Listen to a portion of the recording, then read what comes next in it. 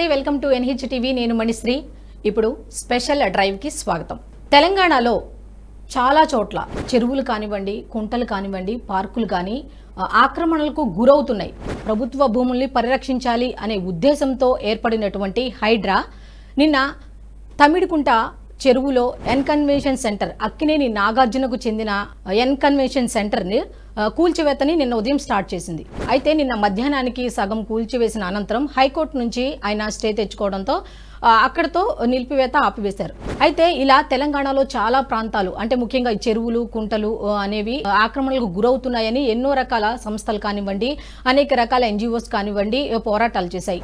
ముఖ్యంగా ఈ పోరాటాల గురించి ఇప్పుడు మనం వాళ్ళు ఏ విధంగా చేశారు అనేది కూడా తెలుసుకోవాల్సిన ఆవశ్యకత అయితే ఎంతో ఉంది. సో ఈ టాపిక్ మీద ఈరోజు చర్చించేందుకు మనతో ఉన్నారు జనం కోసం స్వచ్ఛంద సంస్థ ప్రెసిడెంట్ కసిరెడ్డి భాస్కర్ రెడ్డి గారు. సార్ నమస్తే. సార్ జనం కోసం అనే సంస్థ స్థాపించాలని మీకు ఎలా అనిపించింది, ఎప్పుడు స్థాపించారు? షేర్లింగంపల్లి ప్రాంతంలో అనేక తటాకాలు, చెరువులు, కుంటలు, గొలుసుకట్టు నాలాలు, ప్రభుత్వ భూములు అన్యాక్రాంతమవుతున్న సందర్భంలో 2010లో మేము ఈ జనం కోసం సంస్థను స్థాపించడం జరిగింది. దీని లక్ష్యం ఏంటంటే anti corruption, lakes protection, government lands protection. ఈ విషయంలో చాలా తక్కువ మంది పనిచేస్తున్న సందర్భంలో ఆ ప్రాంతంలో షేర్లింగంపల్లి ప్రాంతంలో హైటెక్ సిటీ ఉన్న ప్రాంతంలో ప్రభుత్వ భూములు అన్యాక్రాంతం అవుతున్న సందర్భంలో వాటిని రక్షించాలి అనే ఒక ఆలోచన వచ్చిన. అంతకుముందు అనేక ఉద్యమాలు మేము చేసిన ఒక సంస్థ ద్వారా చేస్తే బాగుంటుంది, అధికారికి ఒక రిప్రజెంటేషన్ ఇవ్వడానికి సంస్థను ఏర్పాటు చేసుకోవాలని జనం కోసం అనే సంస్థను మేము ఏర్పాటు చేసుకున్నాం. 2010లో ఇది రిజిస్టర్ చేసుకున్నాం. 2010 తర్వాత మా జనం కోసం సంస్థ లెటర్ ప్యాడ్లతోటి ప్రభుత్వాధికారులకు అన్ని వివిధ విభాగాల పబ్లిక్లో పనిచేసే ప్రభుత్వ సంస్థలు ఏవైతే ఉన్నాయో అది హెచ్ఎండిఏ కానీ, రెవెన్యూ కానీ, లేక్ ప్రొటెక్షన్కు సంబంధించి ఇరిగేషన్ కానీ అన్ని వ్యవస్థలకు మేము రిప్రజెంటేషన్స్ ఇస్తూ వీటి విషయంలో పోరాటాలు చేస్తున్న సందర్భంలో అనేక మా ఫిర్యాదులను అధికారులు తీసుకున్న చర్యలు తీసుకోకపోవడం అనేది జరుగుతూ వస్తున్నది. అయితే మీ సంస్థకు సంబంధించిన ఆశయాలు ఏంటంటారు? అంటే ప్రజలకు కనీస సౌకర్యాల కోసం ఒక లేఅవుట్ ఉంటే ఆ లేఅవుట్లో కామన్ ఎమ్యూనిటీస్ అండ్ పార్కులు లేఅవుట్లో బిల్డర్లు వదిలిన తర్వాత వాటిని ఎంక్రోచ్మెంట్ చేసి నిర్మాణాలు చేయడం, పబ్లిక్ సరైన అవగాహన లేకపోవడం, అక్కడున్న ఆ కాలనీ వాసులు కానీ ప్రజలకు కానీ సరైన అవగాహన లేకపోవడం కారణంగా వాళ్ళలో అవేర్నెస్ తీసుకొచ్చి వాళ్ళను కూడా మూమెంట్లోకి తీసుకురావడం కోసం చేసిన ఒక ప్రయత్నము. అంతకుముందు మేము చందానగర్ ఏరియా ప్రాంతంలో joint council of Chandanagar colonies welfare association ఏర్పాటు చేసిన సందర్భంలో అక్కడున్న సమస్యలను అనేకం ఉద్యమాల ద్వారా పరిష్కరించిన చరిత్ర మాకుంది. దాని తర్వాత జనం కోసం తీసుకున్న తర్వాత ప్రభుత్వ శాఖల్లో ఏదైతే ఏ డిపార్ట్మెంట్లో ఏ విధంగానైతే అవినీతి జరుగుతుందో కళ్ళతో చూచినాం. సామాన్య జనం ప్రభుత్వ శాఖలకు వద్దకు వెళ్ళిన తర్వాత వాళ్ళు పనులు చేసుకోవాలంటే అవినీతి లేనిది పనులు కావటం లేదనేది ఒక దృష్టిలో పెట్టుకొని, చెరువులు అన్యాక్రాంతం కావడం వల్ల పర్యావరణం ఏ విధంగా దెబ్బతింటున్నది అనేది కూడా రెండవది దృష్టిలో పెట్టుకొని, ప్రభుత్వ భూమి అనేది భవిష్యత్తులో అందరికీ ఉపయోగపడుతుంది. సామాన్య మానవునికి ఒక 50 గజాలు కూడా ఇవ్వలేని ప్రభుత్వాలు ఉన్న కాలంలో అనేక ఎకరాలు ఎవరైతే బడా బాబులు, రాజకీయ నాయకులు, బిల్డర్లు కబ్జాలు చేస్తుంటే చూడలేక మా జనం కోసాన్ని స్థాపించి వాటిని కాపాడనే లక్ష్యంతో ముందుకెళ్తూ అనేక ఫలితాలను మేము సాధించడం జరిగింది. అయితే ఈ తమ్మిడికుంట చెరువు ఆక్రమణ ఎన్ కన్వెన్షన్ సెంటర్ అనే దానికి సంబంధించి 2012 నుంచి మీరు పోరాటం చేస్తున్నామని చెప్పారు. అప్పుడు ఏం జరిగింది అసలు? మేము 2010లో జనం కోసం సంస్థను స్థాపించిన తర్వాత అన్ని చెరువుల మీద ఫిర్యాదులు ఇస్తూ వస్తున్న సందర్భంలో తమ్మిడికుంట కూడా మేము ఈ తమ్మిడికుంటలో ఉన్న ఎంక్రోచ్మెంటు చాలా బాధాకరమైంది. ఎందుకంటే గతంలో ఈ 30 ఎకరాలు అంటే ఇప్పుడు రికార్డుల ప్రకారము రెవెన్యూ వాళ్ళు ఇచ్చిన 29 ఎకరాలు 24 గుంటలు ఏదైతే తమ్మిడికుంట చెరువు విస్తీర్ణమని ఏదైతే రెవెన్యూ రికార్డులో ఇప్పుడు ఉందో దానికంటే ఎక్కువ ఒకటి ఇక్కడ మన తెలంగాణ సంబంధించిన అందరూ ప్రజలకు తెలవాల్సిన విషయం ఏంటంటే, మనము శిల్పకళా వేదికలోకి వస్తుంటాం, శిల్పారామంలోకి వస్తుంటాం, ఆ రోడ్డు మీదకి వస్తూ అక్కడ లోపలికి వెళ్ళి కొంత సమయం గడిపి వెళ్ళిపోతుంటాం. కానీ దాని ముందలనే శిల్పారామం ముందలనే ఉన్నదే ఇది తమ్మిడికుంట చెరువు. శిల్పారామం ముందలనే ఉన్నది తమ్మిడికుంట చెరువు. దీనికి ఆనుకొని గురుకుల ట్రస్ట్ భూములు కూడా ఉంటాయి. గురుకుల ట్రస్ట్ భూములు ప్లస్ కానామెట్ రెవెన్యూలోనేమో తమ్మిడికుంట చెరువు ఉంటుంది. మొత్తం 29 ఎకరాలు 24 గుంటలున్న ఈ తమ్మిడికుంట చెరువు పూర్తి స్థాయిలో విస్తరిస్తే దీని యొక్క బఫర్ జోన్ నీళ్లు శిల్పారామంలో వరకు వచ్చే అవకాశం ఉంది. అయితే హైటెక్ సిటీ ప్రాంతంలో ఈ మధ్య చాలా వార్తలు మనం వింటున్నాం.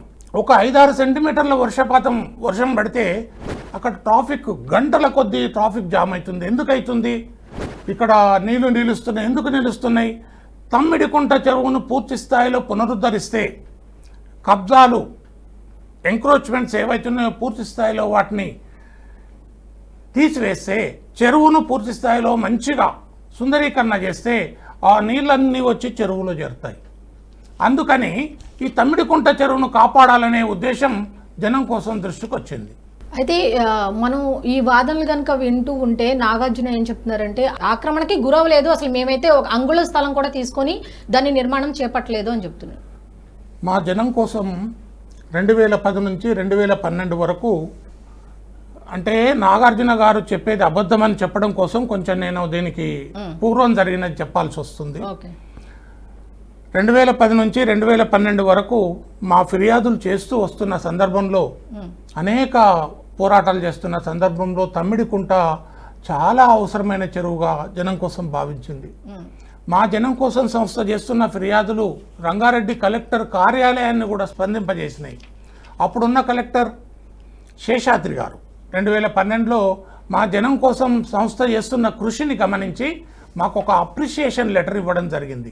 మీ సంస్థ ఇదే విధంగా కొనసాగించండి, మీరు చేస్తున్న ఏదైతే పోరాటం ఉందో ప్రజలకు చాలా అవసరమైన పోరాటం, ప్రభుత్వ భూములు, చెరువులు, నాలాలు కాపాడడం వల్ల భవిష్యత్తు తరానికి ఇది ఉపయోగపడుతుందని ఆ రోజే ఆయన మమ్మల్ని ప్రశంసించడం జరిగింది.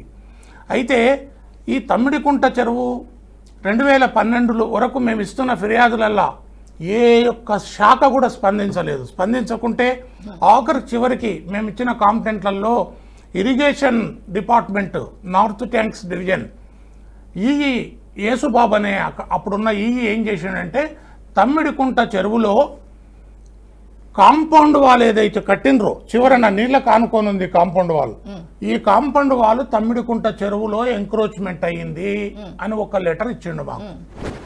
ఆ లెటర్ను మేము ఆధారంగా చేసుకొని మాకు దాని అవకాశం దొరికింది.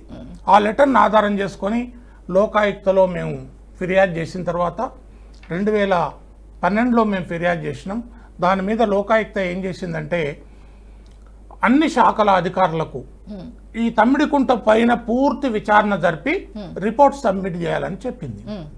కానీ ఈ వ్యవస్థలో ఉన్న అవినీతి కారణంగా, లాబియింగ్ కారణంగా, ఈ అక్కినేని నాగార్జున చేసిన ఏవైతే ప్రయత్నాల కారణంగా ఏ డిపార్ట్మెంట్ కూడా స్పందించలేదు.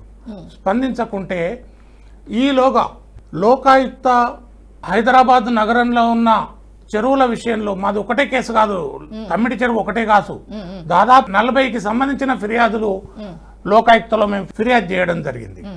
ఆ ఫిర్యాదుల్లో మాతో పాటు వచ్చిన అప్పుడు సోల్, అర్బన్ లేక్స్ గురించి పోరాడే సోల్, దాంతోపాటు అనేక మంది కార్యకర్తలు మేము లోకాయుక్తలో ఫిర్యాదు చేసినప్పుడు లోకాయుక్త అన్ని చెరువులకు సంబంధించి ఒకటే దగ్గర తీసుకొని విచారణ జరిపింది. అన్ని ఫిర్యాదులను ఒకటే దగ్గర తీసుకొని విచారణ జరిపింది. 2012 నుంచి 2013లో దీని మీద పూర్తి విచారణ చేసి ఏమని అంటే, ఆ సమయంలో 2014లో వచ్చిన ఏదైతుందో టీఆర్ఎస్ ప్రభుత్వం వచ్చింది అధికారంలోకి, ఆ సమయంలో కాస్త హడావిడి చేశారు.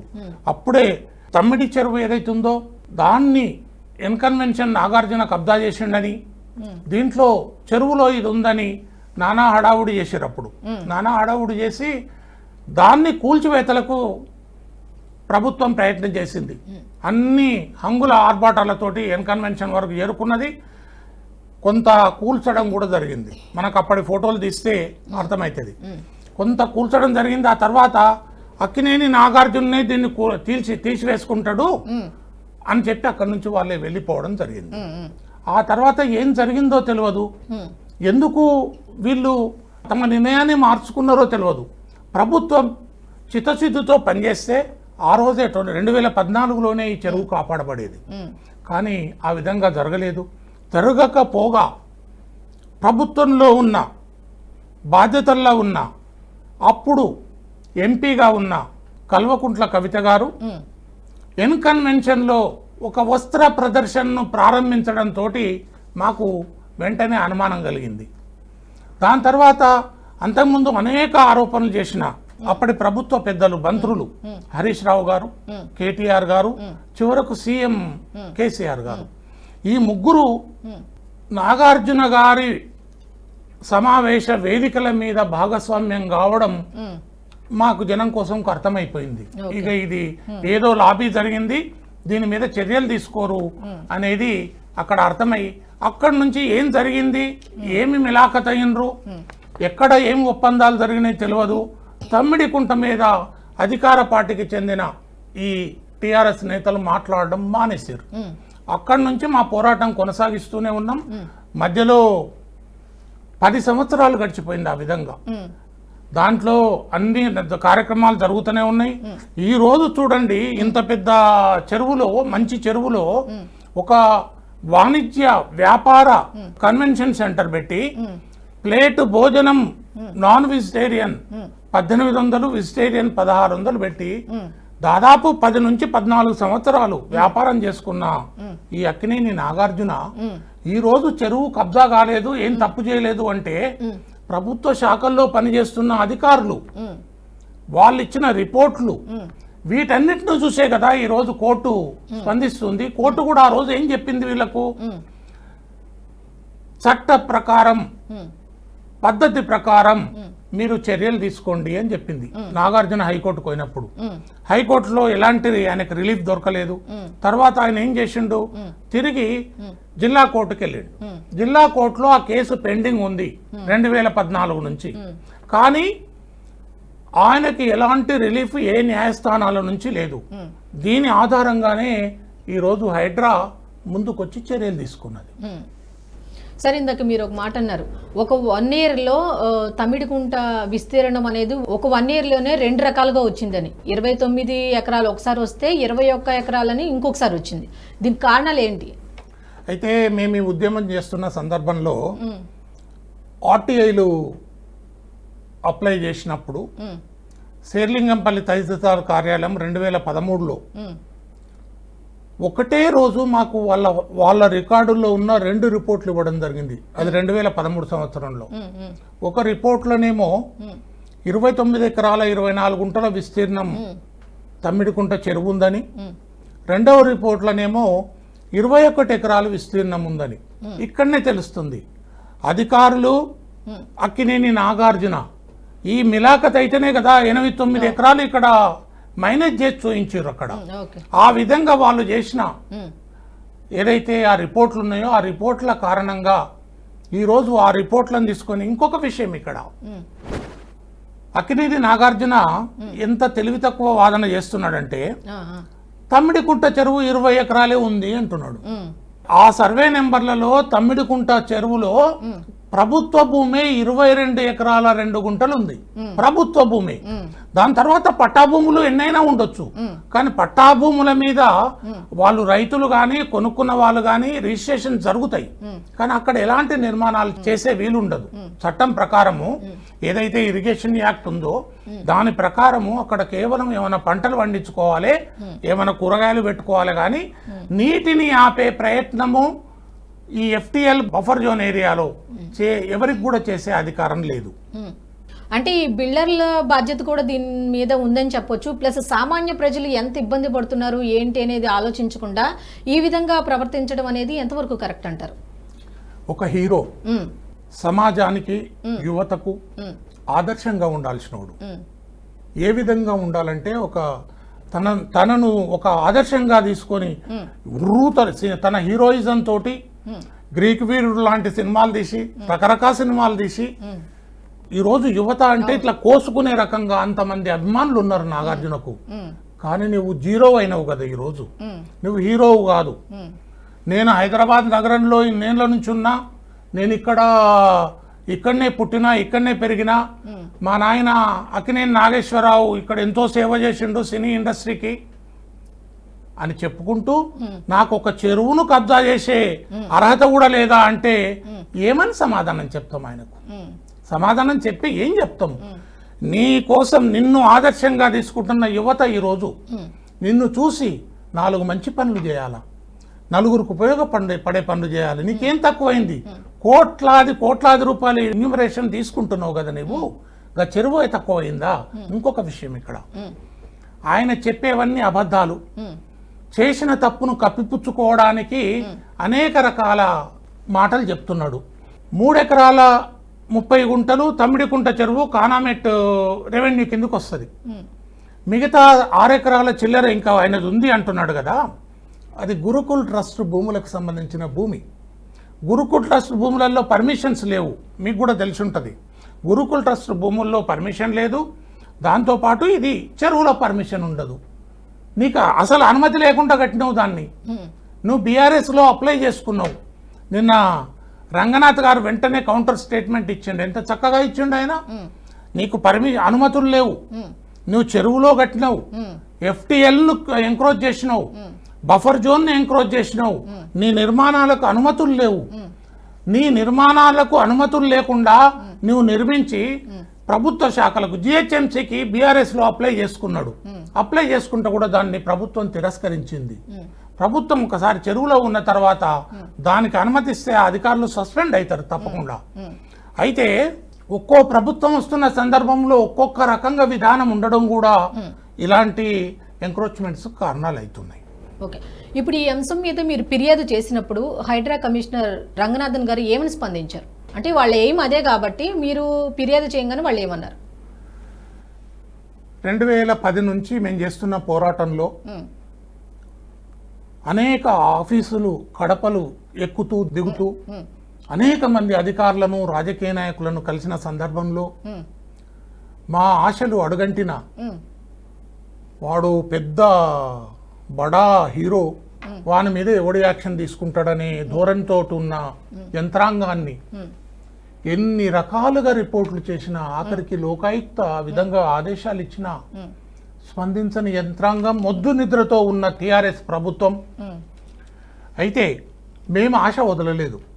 ఎందుకంటే గతంలో హైకోర్టు నుంచి, NGT నుంచి అనేక మెమరబుల్ ఆర్డర్స్ తీసుకున్న చరిత్ర మా జనం కోసానికి ఉంది. NGT నుంచి మేము తీసుకున్న ఆర్డర్లతోటి 2 టౌన్ ప్లానింగ్ అధికారులు సస్పెండ్ అయ్యిండ్రు ఒక పార్కులు కబ్జా విషయంలో. మేము హైకోర్టు నుంచి తీసుకున్న ఆర్డర్ తోటి ఇప్పుడు కీర్తిశేషుడు ఆయన చనిపోయిండు లేడు, ఆ సుబ్బారావు అనే తహసీల్దార్ను ఇదే అయ్యప్ప సొసైటీ ఇదే కానమెట్ ఏరియాలో 5 ఎకరాలు అప్పనంగా ఒకరికి రిజిస్ట్రేషన్ చేశాడు. అది చేసే అధికారం MROకు లేదు. 5 ఎకరాలు చేస్తే దాన్ని బేస్ చేసుకొని అప్పుడున్న కలెక్టర్ శేషాద్రి గారు సుబ్బారావును సరెండర్ చేసిండు గవర్నమెంట్కు. అదే రఘువీరారెడ్డి గారు రెవెన్యూ మినిస్టరు ఇదే సుబ్బారావును తెచ్చి ఇక్కడ మళ్ళీ అదే షేర్లింగంపల్లిలో పెట్టే ప్రయత్నం చేస్తే మేము హైకోర్టుకి వెళ్ళాం. హైకోర్టుకి వెళ్తే హైకోర్టులో ఉన్న జస్టిస్ నరసింహారెడ్డి గారు అప్పుడు ఏమని వ్యాఖ్యానించారంటే, ఈ ప్రభుత్వం ఈ తహసీల్దార్ సుబ్బారావును తిరిగి అదే రెవెన్యూ డిపార్ట్మెంట్లో తిరిగి అక్కడికి పంపించినట్లయితే ఈ ప్రభుత్వం యొక్క నిర్ణయాన్ని మేము శంకించాల్సి వస్తుందని ఒక కామెంట్ చేస్తూ ఆ కేసును క్లోజ్ చేసిండు. ఆ తర్వాత ఆయన రెవెన్యూ డిపార్ట్మెంట్ తీసేసారు. అయినా కూడా మా ప్రయత్నాలు అదే విధంగా చేస్తూ మా ఫిర్యాదులు, గతంలో ఉన్న ఫిర్యాదులు అన్నింటినీ, మా ఆర్డర్లు అన్నీ తీసుకొని FTL సంబంధించిన అన్ని మ్యాప్స్ తీసుకొని తర్వాత లోకాయుక్త ఏదైతే కేసు క్లోజ్ చేస్తూ చేసిన వ్యాఖ్యానాలు, అందులో ఇరిగేషన్ వాళ్ళు ఇచ్చిన రిపోర్ట్లను ఆధారం చేసుకొని గతంలో నాగార్జున దానికంటే ఇంకా అవతల కొన్ని బిల్డింగ్ల మీద కూడా రెవెన్యూ వాళ్ళు చెరువు అని క్రిమినల్ కేసులు పెట్టిన ఆధారాలు కూడా తీసుకొని రంగనాథ్ గారిని, హైడ్రా కమిషనర్ రంగనాథ్ గారిని కలవాలని నిర్ణయం చేసుకొని వారి అపాయింట్మెంట్ అడిగితే వారు చాలా పని ఒత్తిడిలో ఉండి చాలా బిజీగా ఉండడంతో అపాయింట్మెంట్ ఇవ్వకుంటే ఆఫీస్కి వెళ్ళిపోయినా నేను. వెళ్ళిపోయి అక్కడనే వెయిట్ చేసి రంగనాథ్ గారు వచ్చిన తర్వాత ఇచ్చి ఈ కాగితాలు వారికి ఇచ్చిన తర్వాత ఆయన సమగ్రంగా పరిశీలించి లోకాయుక్తలో ఇరిగేషన్ డిపార్ట్మెంట్ 29 ఎకరాల 24 గుంటలు ఈ చెరువు ఉంది, బఫర్ జోన్లో చూపిస్తాను ఒక్క నిమిషం. ఇక్కడ క్లియర్గా లోకాయుక్త కేసు క్లోజ్ చేస్తూ చెప్పింది. ఏం చెప్పింది? 29 ఎకరాల 24 గుంటలు చెరువు విస్తీర్ణము. ఎప్పుడు ఇది 17/2/2021లో ఇరిగేషన్ వాళ్ళు లోకాయుక్తలో రిటర్న్ స్టేట్మెంట్ సబ్మిట్ చేశారు. దాంట్లో 29 ఎకరాల 24 గుంటలు FTL లోపటకున్నదని, FTL ఎంక్రోచ్మెంట్ ఎకరా 12 గుంటలని, FTL అంటే ఫుల్ ట్యాంక్ లెవెల్ ఎంక్రోచ్మెంట్ ఎకరా 12 గుంటలని, బఫర్ జోన్లో 2 ఎకరాల 18 గుంటలు ఈ చెరువు కబ్జా ఎన్కన్వెన్షన్ కబ్జా చేసింది. అంటే 3 ఎకరాల 30 గుంటలు ఎన్కన్వెన్షన్ కబ్జా చేయబడింది అనేది ఈ పాయింట్ చూసి ఇది అండర్లైన్ చేసుకొని, అరే ఇంత క్లియర్ ఉంది కదా, అధికారులే ఇచ్చిన రిపోర్ట్ ఇది, లోకాయుక్త ఇచ్చిన ఆర్డర్ క్లోజింగ్ లెటర్ ఇది, దీనికి సంబంధించి కూడా నిర్ణయం చేయమని కేసు క్లోజ్ చేస్తూ అన్న వ్యాఖ్యానాలు ఉన్నాయి. ఇంత క్లియర్గా ఉన్న తర్వాత అనే కామెంట్ చేస్తూ అండర్లైన్ చేసుకొని తప్పకుండా దీన్ని పరిశీలిస్తామని వారు చూసిన తర్వాత నేను FTLకు సంబంధించిన 2013 మ్యాపులు కూడా వారికి చూపించిన తర్వాత వారి యొక్క చూసిన విధానం, మాట్లాడిన పద్ధతి ఖచ్చితంగా ఈసారి ఎన్కన్వెన్షన్ విషయంలో చర్యలు తీసుకుంటారని అనిపించింది. వారితో మాట్లాడిన 20 నిమిషాల్లో వారు అంత చక్కగా స్పందించారు. అంటే ఒక లక్ష్యంతో అవినీతి రహితంగా తనకిచ్చిన బాధ్యతను తాను ప్రజల సొమ్మును జీతంగా తీసుకుంటున్న ఒక అధికారి, నిజాయితీ అధికారి ఆడ ఉన్నాడు కాబట్టి ఈరోజు అది ఎన్కన్వెన్షన్ మీద యాక్షన్ తీసుకోవడం జరిగింది. అంటే చాలా మంది వాదన, ఎక్కువ శాతం మంది చెప్పేది ఏంటంటే ఇది రాజకీయ పరంగానే కావాలని చేస్తున్నారు అనే వాదనలు అయితే వినిపిస్తున్నాయి. వీటిని ఏ విధంగా తీసుకుంటారు? ఇక్కడ రాజకీయం అనేది లేదు. ఈ విషయంలో రాజకీయం అనే మాట మాట్లాడితే రాజకీయ నాయకులు మాట్లాడుతున్నారు. నిజంగా రాజకీయ నాయకులకు చెరువుల గురించి, ప్రభుత్వ భూముల గురించి, గొలుసు కట్టు నాళాల గురించి మాట్లాడే అర్హత రాజకీయ పార్టీలకు, రాజకీయ నాయకులకు అసలు లేదు. అది ఏ రాజకీయ పార్టీ అని అనండి, వాళ్లకు నిజంగానే రాజకీయం ఓట్లు తప్ప ప్రభుత్వ ఆస్తులు, ప్రజల ఆస్తులు వీటిని కాపాడాలనే చిత్తశుద్ధి ఏ రాజకీయ పార్టీకి లేదు. ఎక్కడ ఏం దొరుకుతుంది దొబ్బుకుందామని తప్ప వాళ్ళకు నిజంగానే ఏ రాజకీయ పార్టీ కూడా చిత్తశుద్ధి లేదు. కేవలం ఒక మంచి ఆశయంతో ఏర్పాటు చేసిన హైడ్రాను ఈరోజు తెలంగాణ సమాజం అంతా హర్షిస్తున్నది. కేవలం రాజకీయ పార్టీలు ఎందుకంటున్నాయంటే ఈ రాజకీయ పార్టీలు నిధులు బంగారం గుడ్లు ఎక్కడున్నాయి అని అంటే ఈ ఎంక్రోచ్మెంట్ చేసే బిల్డర్లు, చెరువులు కబ్జా వాళ్ళు చేసే వాళ్ళ నిధులు, వాళ్ళకిచ్చే చందాలు, రాజకీయ ఎన్నికల్లో వాళ్ళకు పెట్టే ఖర్చుల కోసం వీళ్ళు ఈ విధంగా చేస్తున్నారు. కానీ ఏ ఒక్క రాజకీయ నాయకుని కూడా చిత్తశుద్ధి లేదు. వాళ్ళు మాట్లాడే అర్హత అసలు లేదు. వాళ్ళు ఎంత తక్కువ మాట్లాడితే వాళ్ళకంత గౌరవం ఉంటుంది.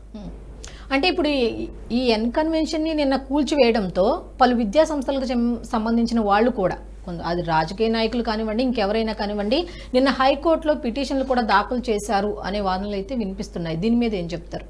అంటే హైడ్రా కావాలని ఇదంతా చేస్తోంది అని. వాళ్ళు హైకోర్టుకి ఎందుకు పోయినరో అక్కడ అర్థమవుతుంది. వాళ్ళు ఏదో తప్పు చేసిరు, అక్కడ తప్పు ఉంది, ఖచ్చితంగా అక్కడ ఏదో జరుగుతుందనే భయంతో పోయినరు. ఇప్పుడు సందర్భం కాబట్టి జన్వాడ ఫామ్ హౌస్లో కాపురం చేస్తున్న కేటీఆర్ నేను కట్టలేదు, అది నాది కాదు అంటే నువ్వు ఒక మున్సిపల్ మినిస్టర్గా ఉండి 10 ఏళ్ల నుంచి అందులో కాపురం ఎట్లా చేసినావు కేటీఆర్ అని సామాన్య జనానికి ఈరోజు అర్థమైతలేదా? అది స్కూళ్ళు కానీ కాలేజీలు కానీ మల్లారెడ్డి చెరువులు కబ్జా చేయలేదా? ఇప్పుడున్న పల్లా రాజేశ్వర రెడ్డి హైకోర్టుకి ఏ విధంగా పోయిండు? ఆయన చరిత్ర ఏంది? 17 ఎకరాలు అక్కడ ఇరిగేషన్ వాళ్ళు కేసు పెట్టిర్రు, 17 ఎకరాలు కబ్జా అయిందని. హైకోర్టు ఏం చెప్పింది? ఒక్కటి మాత్రం మనం ఇక్కడ గమనించాలి, న్యాయస్థానాలు చాలా చక్కగా వ్యవహరిస్తున్నాయి.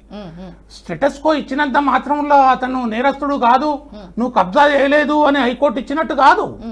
కొన్ని మెమరబుల్ ఆర్డర్స్ ఉన్నాయి, హైకోర్టులు ఇచ్చినవి, సుప్రీంకోర్టులు ఇచ్చినవి. నిజంగా ఈ దేశంలో ఈ న్యాయ వ్యవస్థ చక్కగా పనిచేస్తుంది కాబట్టే ఈరోజు ప్రజలకు సంబంధించిన ఆస్తులు కాపాడబడుతున్నాయి. ఏదైతే వాళ్ళు హైకోర్టు పోయినరో విద్యాలయాలు, తర్వాత కాలేజీలు ఎవరైతే హైకోర్టుకు పోయినరంటున్నారో అందులో న్యాయమూర్తి గారు ఒక మాట అన్నారు, కేసు క్లోజ్ చేస్తూ, చట్ట ప్రకారం చర్యలు తీసుకోండి అన్నారు. చట్ట ప్రకారం అంటే అక్కడ ఏది తప్పు ఉంటే ఆ డిపార్ట్మెంట్కు ఏం చేయాలనో అది చేస్తారు. నిన్న ఇన్కన్వెన్షన్లో ఏం చేశారో మిగతా చోట్ల కూడా చట్ట ప్రకారం చర్యలు తీసుకుంటారు. అక్కడ ఉన్న అధికారి నిజాయితీపరుడు, అన్నీ తెలిసినవాడు, వివేకవంతుడు, ప్రజల ఆస్తులు ఏ విధంగా కాపాడబడాలనేది అతనికి తెలుసు. కాబట్టి ఎలాంటి మనము దీని విషయంలో డౌట్ పెట్టుకోవాల్సిన అవసరం లేదు. ఓకే, అదే యాక్చువల్గా ఈ అక్రమ నిర్మాణాల కూల్చివేత అనేది ముందు ముందు కూడా జరిగే అవకాశాలు ఉన్నాయంటారు. అంటే చాలా ఆక్రమించారు కాబట్టి అవన్నీ బయటకు వచ్చే అవకాశాలు ఉన్నాయంటారు. చాలా మంది టెన్షన్ కూడా పడుతున్నారు ఈ విషయంలో అనే మాటలైతే వినిపిస్తున్నాయి. ఆ మధ్య గండిపేట, తర్వాత కుత్బుల్లాపూర్ ఏరియా, షేర్లింగంపల్లి, చందానగర్ ఏరియా కూల్చివేతల తర్వాత హైడ్రా 2 రోజులు విరామం ఇచ్చింది.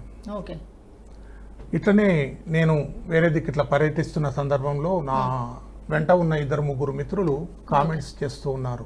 ఏమని? హైడ్రా ఆగిపోయింది 2 రోజుల నుంచి, డీజిల్ లేదంట వాళ్ళ దగ్గర అని కామెంట్ చేశారు. డీజిల్ లేదంట అంటే సాధారణ మనిషి ఆలోచన విధానం ఏ విధంగా ఉందంటే, ఈ రేవంత్ రెడ్డిని పనిచేయనియరు, ఈ రంగనాథ్ని పనిచేయనియరు అనే అభిప్రాయం కొంతమంది లాబీలు చేసే, అంటే ఇలాంటి ఈ విధంగా ఆలోచించే వారిలో ఉంది. నిజంగా సామాజిక స్పృహ ఉన్నవాడు, సమాజ క్షేమం కోరేవాడు, ఈ వాతావరణ సమతుల్యత దెబ్బతింటుందని బాధపడేవాడు హైడ్రా ఖచ్చితంగా మంచిగా పనిచేయాలని, ఇంకా అది శక్తివంతం కావాలని, సామాన్య జనం తన దగ్గరకు వస్తే ఆ గోడు వినాలని, చెరువులు, కుంటలు, దాంతోపాటు ఏదైతే ఉపద్రవాల గురించి కూడా చక్కని పని చేయాలని కోరుకుంటాడు కదా. సామాన్య జనంలో 99.99% ప్రజల్లో ఈరోజు హర్షాతిరేకాలు వ్యక్తం చేస్తున్నారు. దీన్ని మనం గమనించాలి. ఏ 1% అడ్డమైన తప్పులు చేసి, కబ్జాలు చేసి అడ్డంగా సంపాదించే వాళ్ళకు జరుగుతున్న నష్టానికి ఖచ్చితంగా విమర్శిస్తారు.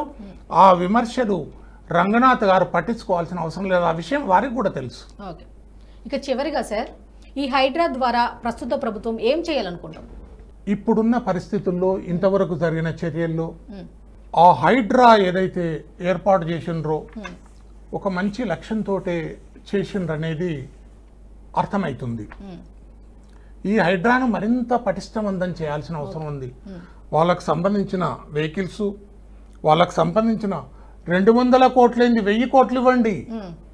200 కోట్లు రేవంత్ రెడ్డి గారిని సందర్భంగా నేను రిక్వెస్ట్ చేస్తున్నా. వాళ్ళకు సంబంధించిన పూర్తి స్థాయిలో స్టాఫ్నివ్వండి, సెక్యూరిటీనివ్వండి, పోలీస్ వ్యవస్థనివ్వండి. వాళ్ళు అనుకుంటే సిఆర్పిఎఫ్, అవసరమైతే సైన్యాన్ని కూడా వాళ్ళని సహకరించే విధంగా చేయండి. హైడ్రా ఎంతో అవసరం ఈరోజు ఈ సమాజానికి. భాగ్యనగరం హైదరాబాదులో కనుమరుగైపోయిన చెరువులను పూర్తి స్థాయిలో పునరుద్ధరించండి. హైదరాబాద్ పరిసర ప్రాంతాలు అన్నీ మనం చూస్తున్నాం. వేరే విదేశాలకు వెళ్ళినప్పుడు గంటకు వాతావరణం మారిపోతుంటుంది. అంటే దానికంటే మన హైదరాబాద్ నగరం చాలా మంచి వాతావరణం అని ఎంతో మంది ఇక్కడ నివసించడానికి ముందుకు వస్తున్నారు. ఈ వాతావరణం మంచిగా గతంలో ఉన్న విధంగానే ఉండాలంటే ఈ మధ్య మీరు చూస్తున్నారు వాతావరణం సమతుల్యత చాలా దెబ్బతిన్నది.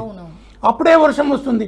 ఇప్పుడు మియాపూర్లో వర్షం వస్తే చందానగర్లో వర్షం లేదు, చందానగర్లో వర్షం వస్తే మియాపూర్లో వర్షం లేదు, కూడుపల్లె వర్షం వస్తే మియాపూర్లో వర్షం. ఎందుకు ఇది? ఈ సమతుల్యత దెబ్బతిన్నది. గత 10 సంవత్సరాలు చెరువులు, కుంటలు సుందరీకరణ పేరు మీద భూస్థాపితం చేసింది టిఆర్ఎస్ గవర్నమెంట్. 60 సంవత్సరాల కాంగ్రెస్ పాలనలో జరగని భ్రష్టు చెరువుల యొక్క ఎంక్రోచ్మెంట్స్ 10 సంవత్సరాల్లో జరిగినాయి. వాళ్ళ తాబేదారులు, ఎమ్మెల్యేలకు ఉన్న అనుచరులు ప్రతి ఒక్కడు ప్రభుత్వ భూములు, చెరువులు అంటే అత్త సొమ్ము అనుకొని పూర్తి స్థాయిలో కబ్జాలు చేసిర్రు. ఈ కబ్జాలన్నింటినీ పూర్తి స్థాయిలో పునరుద్ధరించాలి. దాంతోపాటు ఈ సందర్భంగా ఈ ప్రభుత్వానికి, ముఖ్యమంత్రి గారికి ఒక సూచన చేయదలుచుకున్నా. నేను టీఆర్ఎస్లో ఉన్న ఎమ్మెల్యేలు మీ వైపు వస్తున్నారు. దేనికోసం వస్తున్నారు? వాళ్ళు చేసిన అక్రమ కార్యక్రమాలు, కబ్జాలు, అవినీతి కార్యక్రమాలు, వాటిని కాపాడుకోవడం కోసం ముసుగేసుకొని మీ దగ్గరకు వస్తున్నారు. తస్మాత్ జాగ్రత్త రేవంత్ రెడ్డి గారు, రేపన్నాడు ఈ హైడ్రా ఫెయిల్ అవుతుందంటే మీ దగ్గరకు వచ్చే అవినీతి ఎమ్మెల్యేలతోటే జరుగుతుందని జనం కోసం సూచన చేస్తున్నది. Okay, thank you sir. ఇది ఈనాటి special drive. Stay tune NHTV.